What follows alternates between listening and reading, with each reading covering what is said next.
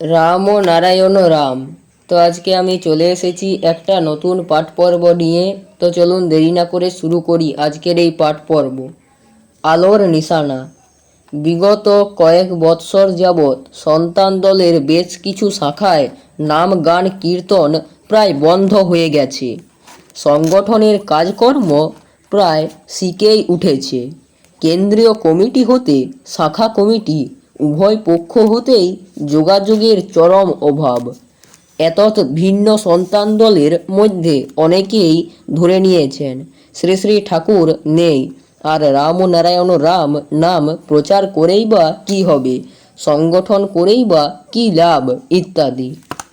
এ প্রসঙ্গে দুটি যুক্তি কথা বলি।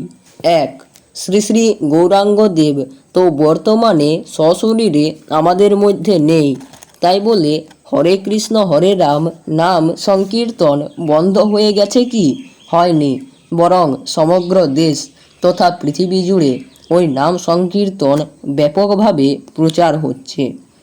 দুই, অন্য যুক্তিতে বলি, ঠাকুর শ্রী শ্রী বালক ব্রহ্মচারী মহারাজ আমাদের মাঝে এই মুহূর্তে স্থূল দেহে নেই দেখছি, কিন্তু তিনি স্থূল ও সূক্ষ্ম উভয় দেহেই বিরাজ করছেন সর্বত্র।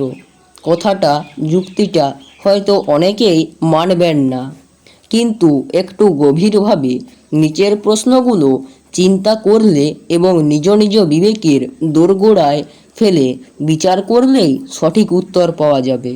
ক, 1993 সালের 23শে মার্চ গেদের শেষ ধর্মসভায় ঠাকুর বললেন, আমি এখনও যদি না নামি তাহলে আমার সন্তানদের কাছে কি কৈফিয়ত দেব? আমার আরও আগেই নামা উচিত ছিল। আর আমায় ভুল বুঝো না, কিন্তু ফিরে এসে তোমাদের একটা সুখবর দেওয়ার ইচ্ছে আমার রইল। খ, শ্রী শ্রী ঠাকুরের নির্বিকল্প সমাধি নিয়ে দেশব্যাপী অপপ্রচার চলল, অথচ সন্তান দলের দাবি মেনে ট্রাইব্যুনাল গঠন করে মৃত্যু না সমাধি প্রমাণ দিতে পারল না সরকার। কেন? কিসের ভয়? গ, নির্বিকল্প সমাধির 56 দিনের দিন ধামে 3-4 হাজার সশস্ত্র পুলিশ মাত্র 2-3 হাজার নিরস্ত্র সন্তানদের মারধর করেও শ্রী শ্রী ঠাকুরের শ্রীদেহ না পেয়ে একটা বেওয়ারিশ লাশ নিয়ে এসে ঠাকুরের বলে প্রচার করলো, যার জন্য রতনবাবুর শ্মশানঘাটে ফটোগ্রাফারকে ছবি তুলতে দেওয়া হলো না। কিসের ভয়ে? আসল রহস্য প্রকাশ হয়ে যাবে বলে। ঘ, সরকার তখনই ঘোষণা করেছিল সুখচর ধামটা চক্ষু হাসপাতাল বানাবো না বৃদ্ধাশ্রম গড়ব, কিন্তু আজ দীর্ঘ 15-16 বছরেও সরকার তা পারল না কেন?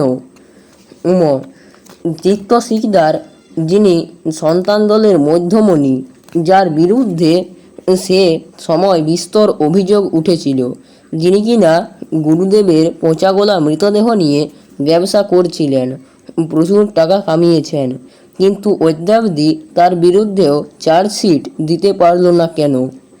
প্রশ্ন আপাতত এই পর্যন্ত থাক, উত্তর জানার চেষ্টা করতে হবে। সময় চলে যাচ্ছে, যে দিনটা চলে যায় আর তা ফিরে আসে না কোনো দিন। এবার একটু অন্য প্রসঙ্গে আসা যাক। শ্রী শ্রী ঠাকুরের আমাদের কর্ণে দিয়েছেন ইষ্টমন্ত্র যার যার আধার অনুযায়ী, আর মহানাম দিয়েছেন সকল জীবের জন্য, আমাদের সকলের জন্য। তবে স্মরণে থাকে যেন শ্রী শ্রী ঠাকুর শুরুতে হরে কৃষ্ণ হরে রাম নাম সংকীর্তনই প্রচার করতেন সকল জীবজাতির মঙ্গলের জন্য, যে কৃষ্ণ নাম তিনি 500 বছর পূর্বে মহাপ্রভুরূপে প্রচার করে গিয়েছিলেন। রাম ও নারায়ণ রাম আজকে এখানেই শেষ করছি। দেখা হচ্ছে পরবর্তী ভিডিওতে। ধন্যবাদ। রাম ও